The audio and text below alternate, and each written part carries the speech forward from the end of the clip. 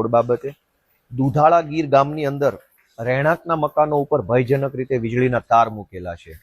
આખા ગામની અંદર વીજળીના તાર જે નીકળ્યા છે એ ભયજનક રીતે લોકોના અગાસી ઉપરથી, લોકોની દિવાલ પાસે, લોકોના ઘર પાસે, બારી પાસે આવે છે.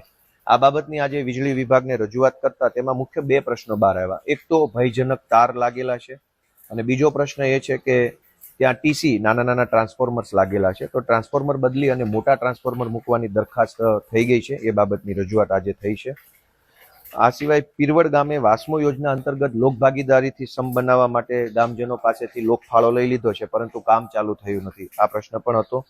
જૂની ચાવંડ ગામે આંગણવાડી મંજૂર થઈ છે, પરંતુ કામ ચાલુ થયું નથી. એ બાબતનો પ્રશ્ન છે. મોટી મોણપરીથી સરસઈ ગામનો રસ્તો કરી હતી.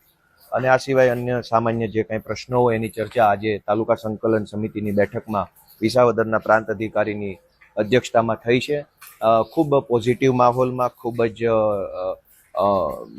સકારાત્મક રીતે આ આખી મિટિંગ થઈ છે. હું આશા રાખું છું કે આ બાબતે કોઈ સારું નિરાકરણ અને નિવેડો આવશે. તો જનતાને જાણવાનો એ હક છે કે જનતાએ જે કાંઈ જનપ્રતિનિધિને ચૂંટણીમાં મત આપ્યો છે, જનપ્રતિનિધિ શું કરી રહ્યા છે, ક્યાં જઈ રહ્યા છે, કોને મળી રહ્યા છે, શું વાતચીત થઈ છે, એ જણાવવું એ મારી ફરજ છે. એટલે હું જ્યારે જે સરકારી મિટિંગમાં જાઉં છું એ બાબતની જાણ જનતાને કરતો હોઉં છું.